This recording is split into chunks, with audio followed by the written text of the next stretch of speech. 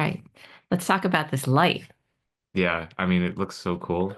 Well, you can't Wonder, see it when you do it. wonder who got that for you.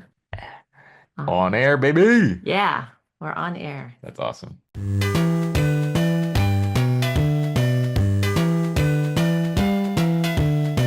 Hi, everybody. Hey, Welcome to episode 26. I forget every time, so I don't know. I think it's episode 26. Okay, We can wait, check. I'll check right now. We should probably know, but it's so We've done so many. so We're so it's productive. so sporadic. Oh no, today's 27. Oh my gosh. Okay, welcome to episode 27 of the Mama and Eric podcast. So hi, Eric. Hey. So today Eric is here, obviously. Oh, Uh, really? yes, he's here in person. This is not CGI, but it is Eric. He It's came AI. home. He came home for the long weekend, which I'm delighted about. And yeah, then today we are trying to do everything but pay any attention to what's happening in the news. So anyway, today we are going to talk about the animated movie Flow. Do you want to give the synopsis of what Flow is, or should I? I mean, in one sentence, the way I describe it to people is that it's about a cat that is in a biblical flood.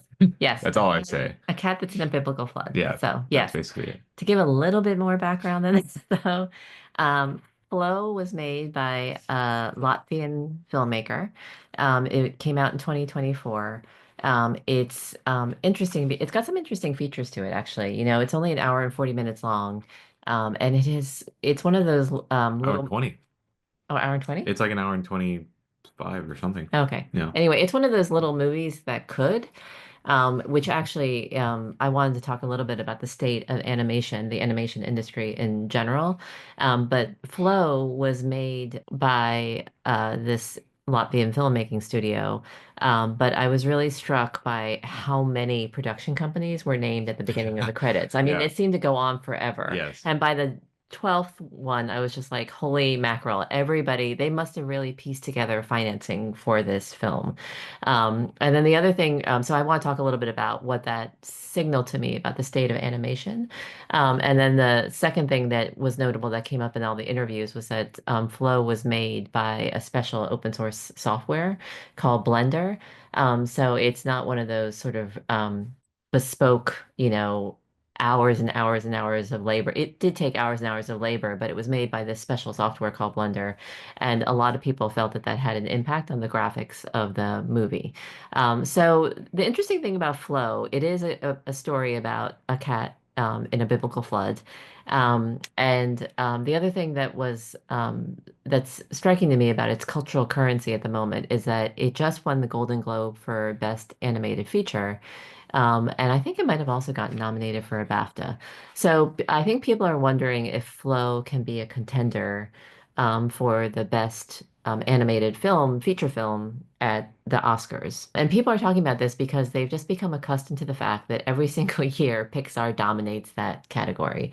And it doesn't even seem to matter anymore. Like, I think Pixar justifiably dominated that category because their early movies were, I mean, their early and middle movies were so insanely good, but I think this year the contender is Inside Out 2, if I'm not mistaken. And nobody, I think, thought that that was an amazing movie. Like, I don't think that they thought that that was Pixar's best. Did you think it was Pixar's best? I mean, no, but a lot of people resonated with the movie's message and Yeah, would very easily give it the Oscar for this yeah, year.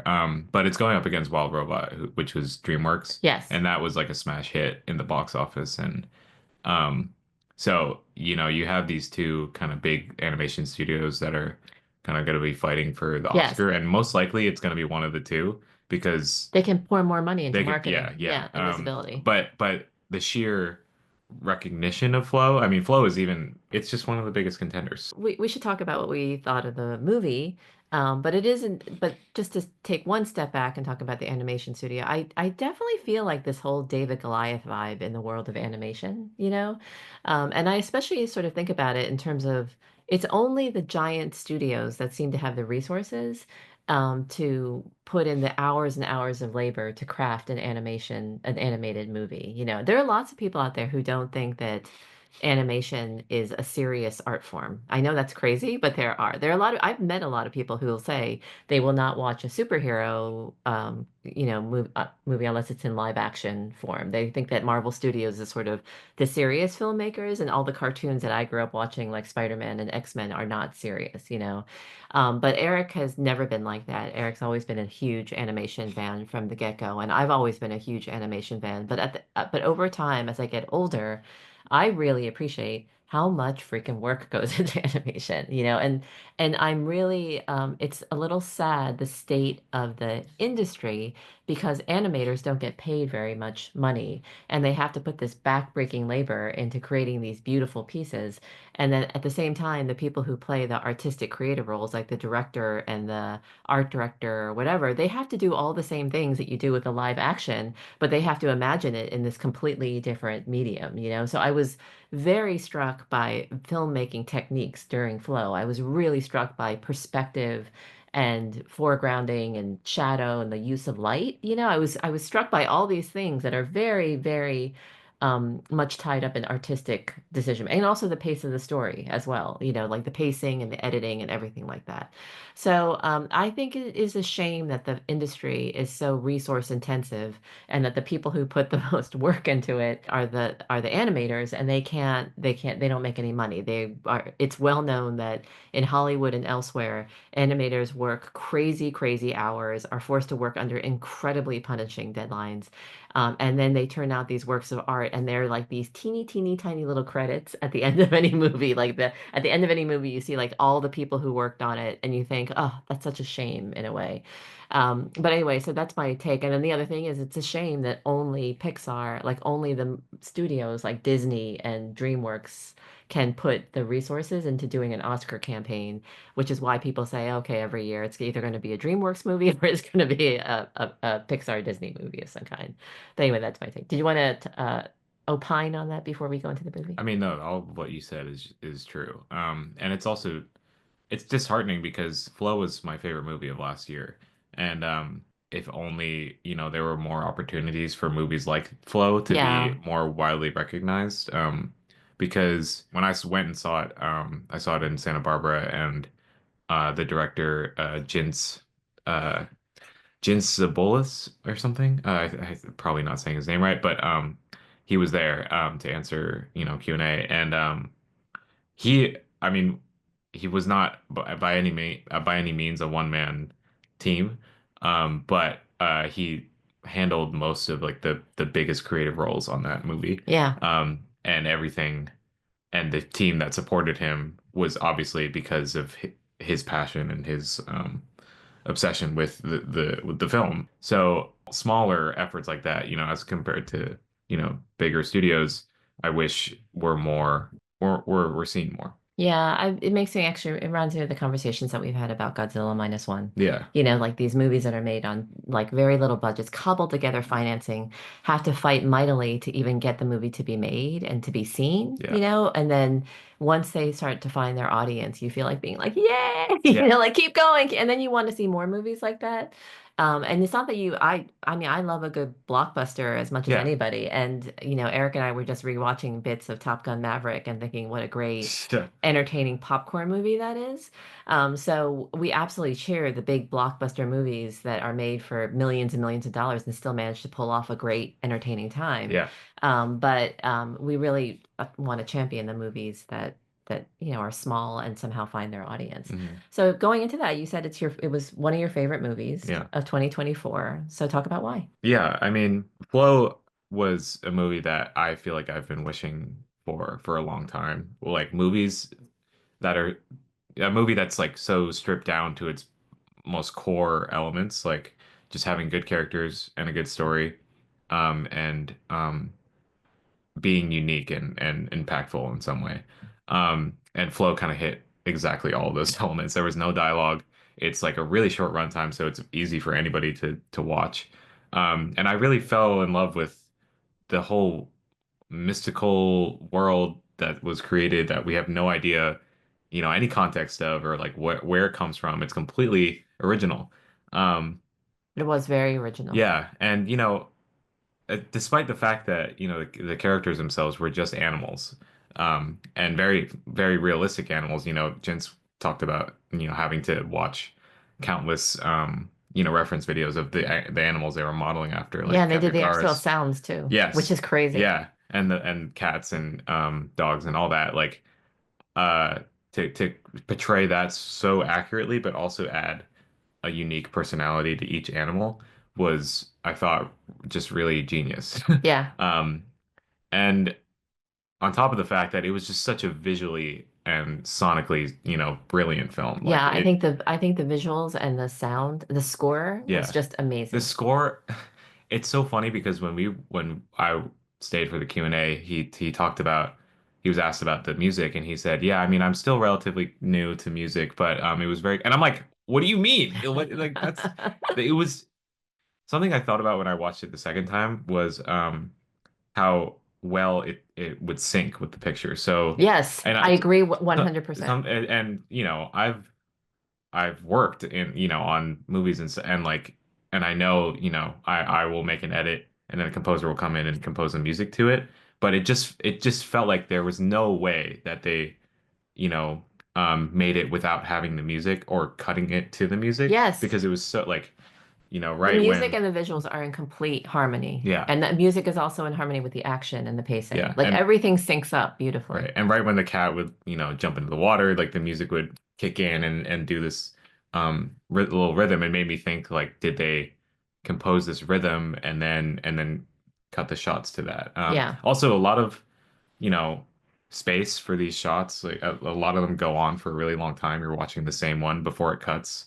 Um, it's just a long time. And the camera work was just so amazing. It's a completely fictitious 3D environment, and you feel like you're right there because it's Yes. it's hand it's like handheld, and Yes. the spaces are so well detailed. We talked about that with Kung Fu Panda, our Yes. episode into Kung Fu Panda. We talked about how perspective was used, you felt completely immersed in the world. There was nothing flat about this scenery. There was nothing flat about the immersion. Like you were really right there with it and seeing the point of view, like in very different ways. It Yeah. was actually incredible because sometimes, you get these incredibly landscapey shots, like Mm. sweeping, soaring, or like bird's eye shots, and then sometimes you'd have it right up intimate, like immersed in the water. hmm Yeah, so It pretty it incredible. would be one thing if it was just, visually, stunning and just, caught my eye.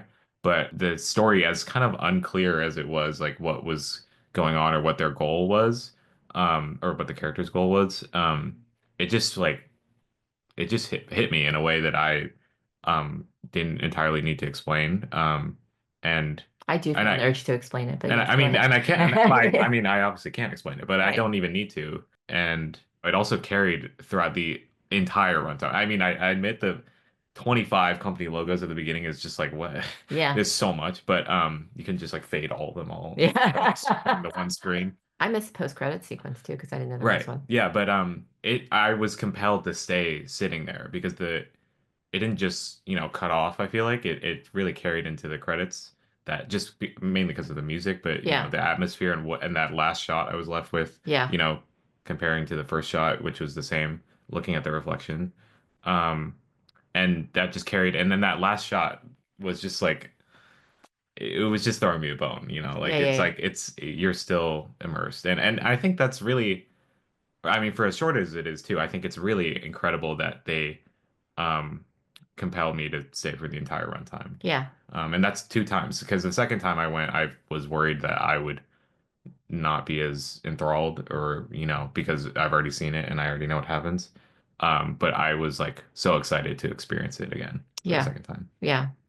As you know, I agree with you 100% on this movie's quality. And I thought that I thought all elements of it were incredible, just incredible. And there were so many things that I loved about it. I loved how tactile the landscape felt. That at all times, even when the action was sped up, or slow down, you always knew where you were in the world. Like you always got a sense that something was going to unfold. So you were situated right with the character's point of view, the animal's point of view. And so it was really interesting because what it reminded me of is sort of what people talk about with first person video games, when when they're the sole protagonist, like Zelda, for example, and they're, chasing through all these different worlds, and the graphics have gotten to the point where you actually feel like you're that person exploring these worlds. I actually think that this movie approximated that feeling. I should know, and Eric's going to laugh at this, but because I said this to him right after the film, that my viewing experience was not that enjoyable, actually, of the film, for a number of one main strange reason, which is that, well, two main reasons. One is that I got deeply disoriented and motion sick from all the water shots. And I don't know why. I could potentially be like a tiny bit sick at the moment because I've been feeling a little bit off physically for the last several days. Actually, I've been feeling off since Flow. Flow started my sort of feeling of, it's like almost like a feeling of vertigo or just not feeling quite right. So that's number one. Or it could just be like the chili that I made. I don't know. But the second thing that I think compounded the water motion sickness, because there's so much water in this film. There's so much water. And it's interesting because the thing that they did really well is probably the thing that made me feel motion sick, and also um, compounded the second reason why I didn't have an enjoyable viewing experience. They made water really kind of terrifying. Like they made it terrifying. So the approaching of the flood is done incredibly, incredibly well. It's paced so beautifully, so beautifully that at first you think, oh, is that just a flash flood? And then bit by bit by bit, your mind starts to take in this dawning awareness. This is what they replicate in the film. They create this dawning awareness that this is not just like a weather event or whatever, but this is actually getting to be more and more epic and biblical in scale, And so they do this obviously through the central character, which is this cat, And so you see the cat just continuing to try to take refuge in all of its known familiar places. And then soon you realize that there is no refuge except, unless you happen to find like some type of floating vehicle, like a boat, or whatever. But um, I have many, many moments in my life. I mean, I'm almost, what, 60 years old now. I have many, many moments in my life of being absolutely effing terrified of water. Like I still have visual memories of like going into the ocean as a kid and being knocked over by a wave and opening my eyes accidentally underwater and seeing nothing but like churning water and sand and debris all around me. And those moments, because I have a really sticky memory when it comes to visual, all that dread and terror were evoked for me really effectively through this movie. Like this movie is about how you overcome terrifying like events, like and what will get you to survive, which I actually think makes this movie a really, really powerful metaphor for our times, which is when you are tested in unimaginable ways that you had not anticipated at all. And the other thing is, how do you fight against your natural tendencies in order to figure out a way to just survive? This is Hmm. not about thriving. It's not about like, oh, I'm going to get returning to normal. It's not about like, oh, I'm going to return to normal, or I'm going to somehow like get to this life where I'm going to be, have everything that I need at my disposal. This is really about overcoming your natural tendencies. So the monkey, or it's not a Lemur. monkey, lemur, had to overcome its, you know, it has this acquisition, this acquisitive, This kind of neurotic like trait of like wanting to to keep items and bright and like shiny and things, bright right? and shiny things Right. and things that like he or the lemur has like value over. Every animal that was represented had to defy its natural tendencies to actually band together and survive with this motley crew that was depicted in the film. Yeah. And so I think that the film is an incredibly effective metaphor, but it also showed like how terrifying life can be. It's basically saying that at any moment things can come in. And I said this about our Ghibli in our Ghibli episode too. Animation can show that type of disorientation so vividly. It can do it, I think, even better than live action, because you can do things that are fantastical and strange. And so my greatest moment of terror was when the cat first plunged underwater and you started to see in great detail how murky and deep the water was. Yeah. And then when the giant um when the giant Whale. whale appears, whale-like creature, Yeah. I was sitting there going, I just really hope that that's a normal whale because I had this really good feeling about normal whales. And then it was not a normal whale. It looked like it was Like designed a and shark drawn. whale. It was spiky and it had different colors, and I was like, oh shit, that's not a normal whale. And then the whale turned out to actually be benevolent. You Yeah. see, but that feeling of suspense and dread before it gets resolved one way or another, I found to be so terrifying. Yeah. At one point, I was like, "Oh my God, this is like worse than that. This is worse than like Jaws." Yeah. The suspense and the terror of it, you Yeah. know. And then I realized, oh no, this is actually trying to show.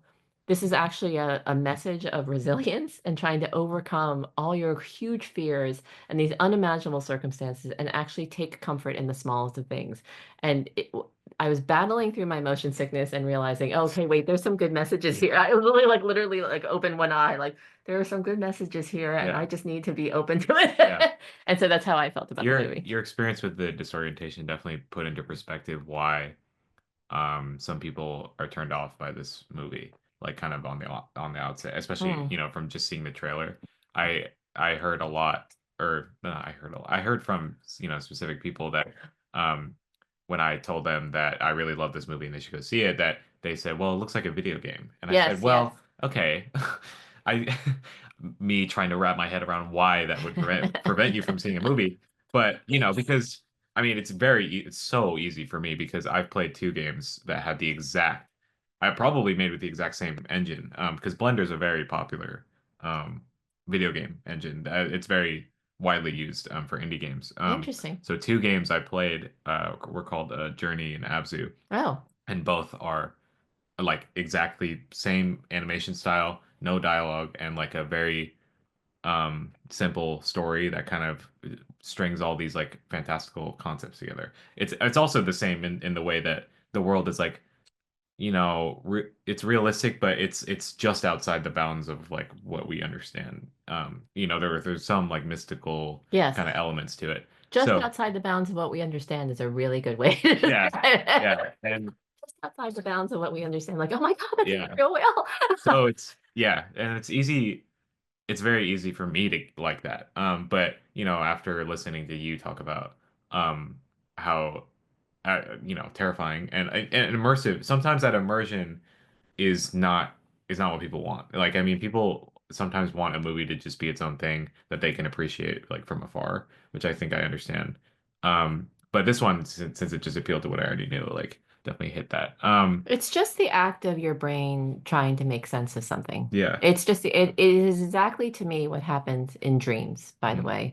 There are times in dreams when I can feel my brain trying to put together a narrative that addresses a feeling of anxiety or of happiness, you know? And so my brain puts together a narrative, and as soon as surreal or mystical elements are introduced, I can hear the rational part of my brain going, that doesn't make any mm. sense. Uh, Like that doesn't make any sense whatsoever. And so I can feel the different parts of my brain battling to make sense of what I am seeing and what I am experiencing. yeah. And I felt the exact same thing in Flow. Yeah. I said to myself, that's a golden retriever or a golden lab dog, the dog, right? And his personality is exactly what you would expect a golden retriever or golden lab to be: super, super friendly and gregarious, little clueless in terms of like, why different animals might be afraid of him. And so I was like, okay, that totally slots into my understanding of golden labs and golden retrievers. And then along comes this messed up looking whale. I'm like, okay, that doesn't make any Yeah. sense to me whatsoever. And the city doesn't make any sense. Oh, the other thing that's really disorienting that prevents your brain from latching on to anything is that this world that is being flooded is completely missing people, you Yeah. know? And at the beginning, again, that's a disorienting thing because at the beginning, the cat is living in an abandoned house. And the abandoned house, you think, okay, there's indications that there is a human there, like or at least somebody who could write, eat, build a house, and then no other humans appear anywhere. All the spaces are abandoned. The only thing that appears is our wildlife and also boats. Like they're Yeah. boats and they're human implements. Okay, sorry. I can go on and on It's fine. about how wonderfully creepy this movie. It's really wonderfully creepy. Well, yeah, I was also curious because there are all those structures like that were made of cats, and then just like clear human civilization, Yes, clear that signs of just human yeah, civilization. that just completely were abandoned in Yes. the world. Um, and then once, I mean, the Also, I whole think that what happened to the secretary bird was a religious illusion, yeah, well, okay, yes, yes, but which is a well, human that I religious was just about illusion. to mention, like the whole movie was like mostly kind of realistic in the bounds of what we understood about it, other than this flood that just kept rising. So Yes, that was all these elements like I felt like culminated to that scene where the Secretary Bird is lifted off. Um, and that made me think, okay, well, that must have been kind of where the humans like went, or just like the humans went through that sort of process. experience. Yeah. Oh, interesting. Because I don't know, there's just Something spiritual, you mean? yeah, yeah, there's this mystical, spiritual kind of sense that like they had been gone for that reason, or just a reason that involved whatever the Secretary Bird went through. Um, Interesting. and the shrines to the cat. The cat, it wouldn't have that Secretary Bird wouldn't have reached that point if it weren't for the cat. And Right. that's what those kind of statues were. But it's just like it's I not think that, it's not that deep. I mean, like you can read into it, but it's not as important as the core, in my opinion, the core characters of the animals, which you were right. Like they appeal to our cultural understanding of those animals so well, and they each of them had foiled their own, survivalist instincts that you would think, right. animals would have. Which is why I don't mean to compare this to Wild Robot as like oh, this is better, this is worse, because I love the Wild Robot, and I Yeah. think the Wild Robot does this beautifully. But Flow does this in much less time and with way less dialogue than Wild Robot does, which is Yes, it made Wild Robot feel forced by yeah, comparison. but which is the mantra of kindness is a survival skill, Yes. and if you look at individually all the animals, um, the capybara seemed like aloof and lazy, but it turned out he probably cared the most about all the little, animals. Yeah. And then the bird was extremely proud and kind of had an ego, but put aside that to save the cat, which ended up costing him. His tribe. Yeah. Yeah. So, things like that. It's like I think that's what matters more, but it does make that stuff makes, kind of speculating about the world and where the humans are and all that stuff more exciting. And if you are able to make those distinctions about the characters, then you can kind of try and see how that relates to Yeah. the stuff that you don't know, which is very I exciting. I did not make the connection that the humans went to where the secretary bird did. Well, I think I mainly thought that because their whole that ancient civilization kind of vibe that it made it look more tribal and more um ancient, was dedicated around those pillars. And, that's where the bird went, to go up. It felt like those were connected somehow. You know, I think that I have my own religious education, and Eric's religious education has been hugely neglected. But I was actually thinking about this idea. I think the central idea behind Buddhism is that Buddhism doesn't operate on a heaven and hell theology. Buddhism operates onto planes of enlightenment. So you have to go through trials and suffering and knowledge acquisition before you can ascend to a higher plane of enlightenment. Yeah. And so that actually fits. And then the ultimate enlightenment is when you like are that's nirvana. That's nirvana is the ultimate enlightenment. So it is fascinating to think that flow. It would be interesting to know how specific that illusion was in flow, that metaphor is. And what's a really beautiful idea to me, if you love animals, by the way, is that they are emotionally conscious, emotionally intelligent beings that are deserving of higher planes of enlightenment just as much as humans are, and um I mean I actually think that Buddhism, or a lot of Buddhism, maybe it's Buddhism combined with Shintoism, but I think that there's a lot of belief that it's not just humans that are designated these superior beings, but it's also like every living thing on earth matters. Every living thing on earth matters, and every living thing deserves a chance Yeah. at survival, at life, and also at being able to just be a better version Yeah. of oneself. So that actually is a really that really resonates with me. This whole idea that everybody deserves at least the opportunity, even though half of this country is choosing to ignore that opportunity at the moment, but that every living thing deserves an opportunity to be a better version of itself, you know, Yeah. or to at least behave better in Yeah. a way that benefits other people and not just yourself.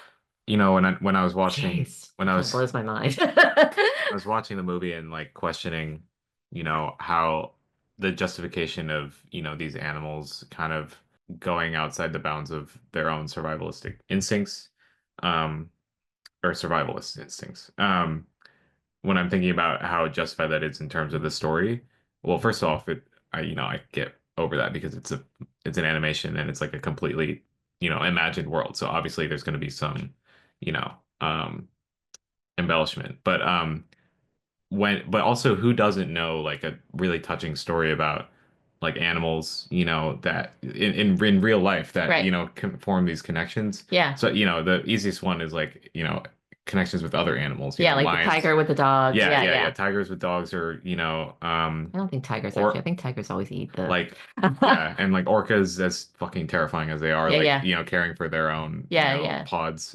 Yeah. stuff like that. So like it appeals on that aspect of life and beings with just um community and It's about community. yeah, It's about community under the worst circumstances. right. Yeah, I um get that.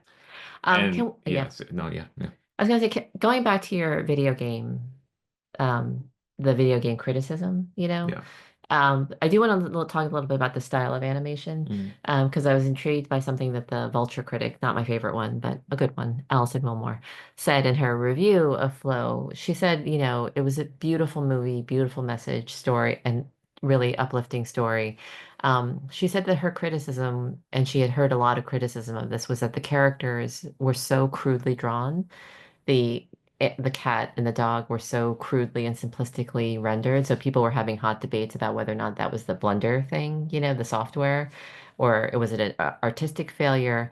And then she said, by contrast, the landscapes and all the natural world was rendered in such lush detail, like such incredible detail that she almost felt like it almost came off as trite and cliched, like sort of a generic landscape painting, that you would Really? find. Yeah. So she said this, but she said that she actually thought that once you got drawn into the story, that she felt that those artistic distinctions or those aesthetic distinctions were meaningless. Yeah, And I did not have that reaction. I did think that the characters were crudely drawn. Like, there are many, many moments when I was watching the dog and the cat in particular, and the capybara, all of them actually. The secretary bird was the most, I think, richly rendered in a 3D type of way. Like, you saw its feathers moving, you saw like the motion. It was much more intricately detailed, but the dog in particular looked like just a yellow blob sometimes moving around, except for the eyes.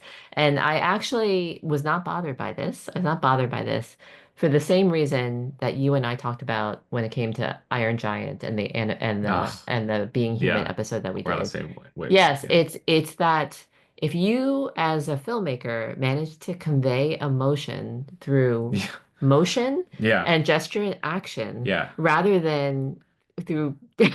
detailing it, rather than through extensive dialogue or through incredible detailed rendition, Yes. that's an achievement. Yes. That's a really excellent point to be brought up. And I do understand that a lot. But when you compare it to older animations that are, revered for more artistic genius or, whatever, like it's the same. I mean, like when you look at older animations, the backgrounds are completely different from the animated characters. Like Yeah, it's a completely different style because but what's more highly respected is how detailed the drawings are and how painstakingly frame by frame like it comes together to make beautiful animation, which is objectively much harder than yeah, 3D animation. It's yeah, like it's a way different scale of work yeah. and I agree. commitment, and also it could be argued that it's more fruitful in terms of when it comes together to make an amazing story. But Flow is not, and Flow and 3D blender animations and games and stuff are not um out of that conversation. I noticed this in particular, by the way, Yeah. because the cat's fur and the dog's fur, Yeah. you could not tell that it was fur. They were just Yeah. they were Yeah. just like flat That's it. Yeah. with shadows in them. Yes. That's a style. And I think that's an intentional, I think You can pe understand why people use the adjective crude to yeah, I describe that understand that. animation style. I mean, People are idiots is what Eric is. but I just I find it so fascinating that people are so willing to accept, Pixar and like DreamWorks who have that detail and who have that rendering, Yes. who are able to appreciate that and not, flow for its artistic intent, specifically. Um, Why do you find that? I think I think what, in this age of 3D animated movies, Yes. people take um this space, like creating a 3D space and with characters in it, like for granted. Oh, interesting. Because, obviously when you're looking at a movie and the characters are moving the way you expect them to, you're gonna think, oh great, or you're not thinking about it. You're not thinking about it at all. It's just like, oh, why didn't they move that way? Yeah, yeah, yeah. Like it's animators went through and like meticulously You made it think so that gravity felt like gravity. right, Like, right, and right, how right. You think how it made, you think yeah. artistic intent should be appreciated above and beyond any nitpicks about like crudeness or flatness? Yeah, but everybody has their nitpicks. So as ultimately I understand that, Yeah. but I think it's fascinating that people are willing to accept it in one medium and not another. Well, that does come down to nitpicks, though. Do you know what I Yeah, mean? Because in Pixar, for example, yeah, in Pixar, the surfaces of water and metal look exceptionally realistic, right? But the characters are usually drawn as cartoon characters. yeah, There's nothing about them that looks like a human equivalent. They're not drawn realistically, you know? So it's an interesting thing because we marvel at the realistic sort of depth and surface elements of a Pixar movie. hmm In Nemo, the water is incredible. Like when you yeah, look across the surface of the water, it's yeah, incredible, you yeah. know? It's still to this day But the characters are better than drawn most. very intentionally in a cartoon-like way. Yeah, So I guess the question, I think that that is a really important question for movies like yeah. Flow, which is whether or not you accept the artistic It's premise. just a matter of taste. It's just a matter of Yeah, taste. That's right. And it actually reminds me a lot of, so I don't know if we talked about this in an episode, but The Little Mermaid for Disney was the renaissance of their animation, yeah, which Egon did. So they were known for these insanely beautiful movies like Bambi and Snow White and Cinderella, which almost looked like paintings because they were hand-drawn animation cells, hand-drawn animation cells. And so Little Mermaid signaled the whole era of Beauty and the Beast and The Lion King and all these other like elements. And when you go back and watch when we went back and watched Little Mermaid a few years ago, I was surprised at how crude it looked. Like it looked like a cartoon that you would watch on Saturday morning. And the only thing that made Little Mermaid the groundbreaking sort of return to animation for Disney that it was just an incredibly well done musical. It's an incredibly well done musical. Like the score of Little Mermaid and the songs are so memorable. This is why they've tried to remake it so many damn times, and why they have like musicals about it, why they have like ice shows about it. It's because the musical was so hooky and so intriguing, captivating, but the animation kind of sucks, compared to what it's become, in the future. So I guess my point is that here's my thing about animation in general, which is I think that you do have to figure out what the artistic intent is and whether or not you accept it because in some cases the crudeness of it could be intentional, and in some cases it could just be what they had, like what the capabilities were at yeah, the time, yeah, but I was a tiny bit bothered at times that the dog in particular was so flat, like just a blob, just a yellow blob. And but then I would go back in the completely opposite direction and think, oh no, the cat blinking its eyes made me feel like the Iron Giant blinking its yeah, blinking its eyes, And so that to me is a really important acceptance on my part. Like I accept what this movie is trying to do. I yeah, accept all the themes that it's trying to do, yeah, and if I weren't so nauseated right now, I would be completely captivated and caught up Yeah. with it. Like if it weren't for my own weaknesses, I'd be, this is Yeah. just, by the way, it's like going on a hike. I'm afraid of heights. So if I go on a hike and I get really afraid of height, I'm like, damn, I can't appreciate this incredibly beautiful hike that Yeah. Yeah. And I it's similar to what we talked about with Wild Robot and like Spider-Verse. Yeah. Seeing that there were human hands on this. Yes. Like for me, seeing that model of the dog is very, I mean, it's very reminiscent of video games that I've played already. Yeah. Like and it just clearly tells me somebody put a lot of time and effort into making this character um glow with Yeah. personality. Yeah. Yeah. And That's right. but so easily I'm able to see why it could completely turn somebody off. Like I could totally see why somebody watching this movie would think, well, that was kind of boring. Like there's no dialogue and they just ran around like I for the know. whole I know. I movie. know. I could I totally see I that see too. that. But at the same time I saw that people I watched the movie with in the theaters I was in were gripped by what was happening. I think that's like a very touching phenomenon. Yeah. And That that actually leads me to my last point about this, yeah. because I think we should finally have a Wait, just last thing I'll yeah, say is yeah. that like this very easily reminds me of when I showed you Teen Titans for the first time. Oh yeah, Teen yeah, yeah. Titans is like one of my favorite shows and I grew up Yeah. with it, but you took one look at like the art style and Yeah. just like it's too comic booky. I don't, it's too flat. I don't like, and Right, right, right. And I loved I get Young that. Justice for the Right, for the opposite reason. right. Yes. Young Justice is a very sort of sophisticated cartoon. Yeah, and I love Young Justice, but I think Teen Titans is better because of that artistic intent I and know. the commitment Maybe to I the should try it style. again. I I don't really know. loved Young I mean, you didn't. Justice. I only showed you one episode, and it was like way later in the show. But Yeah. anyways, I also continue. think Nightwing is really attractive. Okay, well, we're not doing that. Continue. You want to? Sorry. Oh, this whole last thing about understanding whether people are into it or not, it always raises the question with animation movies about whether or not this is a movie that kids would enjoy. Mm, So I read a couple comments. I read quite a few comments actually, where people said people had really a range of reactions, right? from So kids. yeah, from Yeah. kids.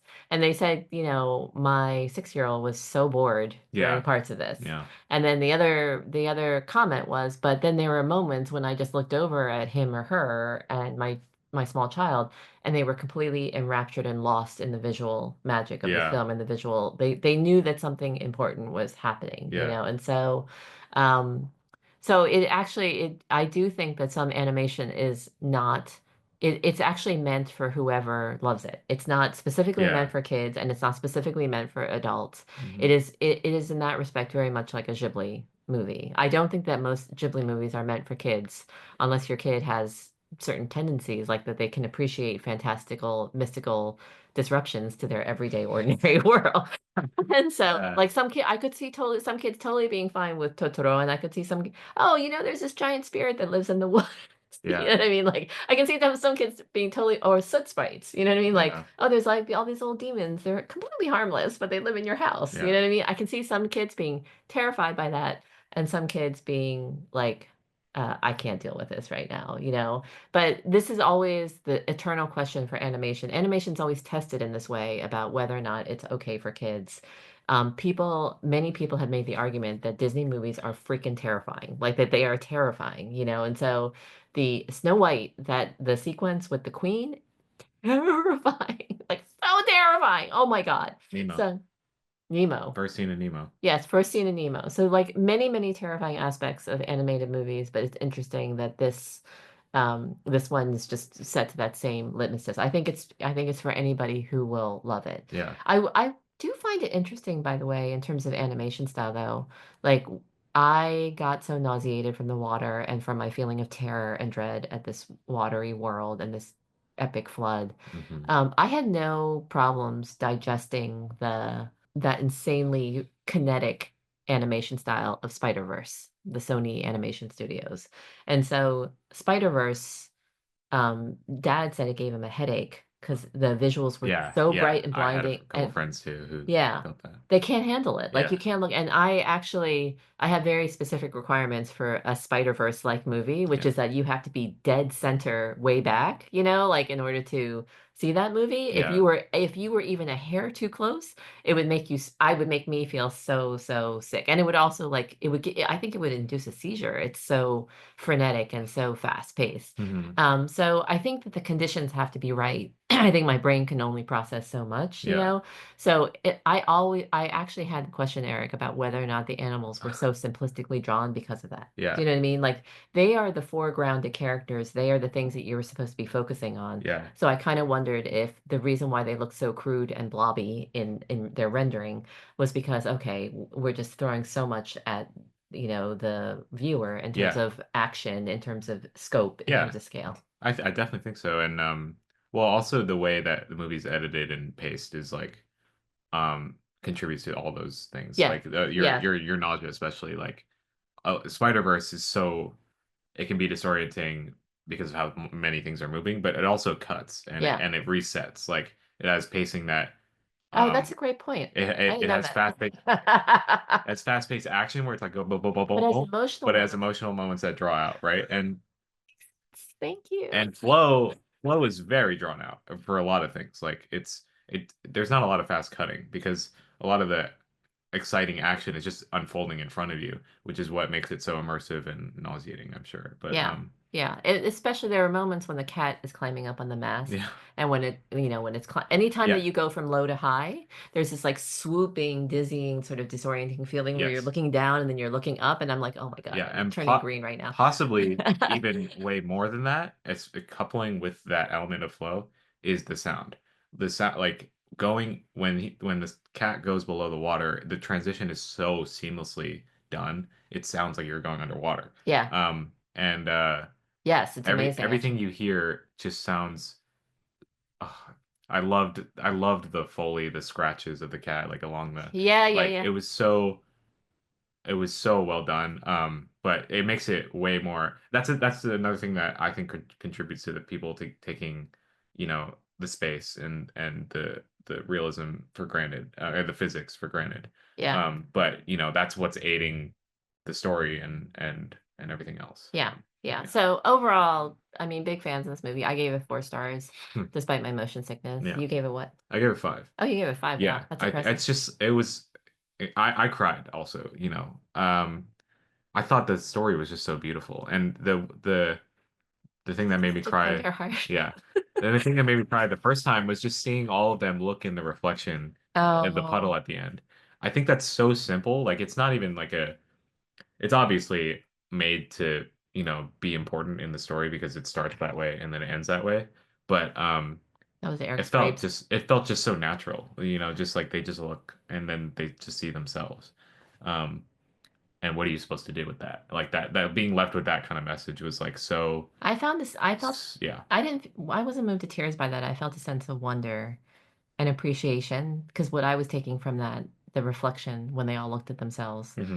was that they were all coming to an appreciation of what it meant to grow and connect and to help each other. Yeah. And so that to me was pretty profound, Yeah. but not in a crying type of way, more in a, oh, this is a theme of self-discovery Yes. and growth and appreciation that can actually happen because Yeah. it is the best feeling in the world when you realize that actually you can change, Yeah. And I think the wild robot, definitely takes the cake in terms of unlike half of this communic. country. Sorry.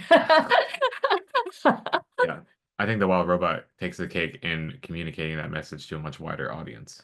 That's a perfect movie for kids. Yeah, Perfect. It's there's no I mean I from seeing kids watch it also like that like there's no denying that it's amazing. yeah, But as somebody who enjoys um the absolute best, most pinnacle way to communicate something for me personally, it doesn't have to be as in your face or as blatant yeah. and out there. So I am sensing that you're rooting for Flo to win. I am rooting for Flo, but out of courtesy of my company that I work for, that we worked on Wild Robot for, I really do want one or the other to win. Flo or Wild Robot. And as much and I He think, loves Pixar. listen, Pixar Inside Out 2 was great, and I think that would also any of them would deserve it. They all have just like Immense amounts of. so much more intent. I can't say this, but it's just more love just pure love for this craft of storytelling and filmmaking that deserves it maybe much more than some other films that are nominated. Um, but yes, I would We don't know really, what's nominated. They were we delayed don't because of know, the yeah. wildfires. But I would really love for either Flow or The Wild Robot to win, Yeah. because I think they just, I love animals also. Like I grew Yeah. up loving animals. I grew Yeah, up he did. loving animation. So you got those two together, like it's gonna be one of my favorite movies of the year. Yeah, and I will end on that note, which is to say, I am once again renewed with an appreciation for the people, most of whose names we will not know other than sort of the director, and the person who did the score, but just all the Yes, people, he's yeah, the director. Yeah, yeah, but yeah, all the people who put together all these people who play a big or little part, the 20 production studios that they listed at the top. But there are so many people who contributed to making movies like this happen. So when a little movie like this finds its audience, it's like, yay. yeah, So I'm just rooting for it to get a nomination. I don't ever feel like I have a stake in the outcome of an Academy Award. I just wanted to get a nominate. I wanted to be recognized in that category. yeah, The only time I ever feel a stake in people getting an Academy Award is when it's an actor or an actress that I feel has been like gave an incredibly insane performance and has not been recognized in any way by his or her peers, yeah, So yeah, that's what really gets my goat. yeah. And Anyway, I love the design categories too, or like yes, the technical category. yes, technical Yeah. categories. Yeah. Yeah, Yeah. Anyway, thanks, Eric. I'm glad we were able to squeeze this one in. yes, And we'll see you next time. But thanks for joining us. And I hope some of you are inspired to see this movie, even though we know that some of you will be like, not for me. Okay. yeah. I love you. Love you too. Thank you.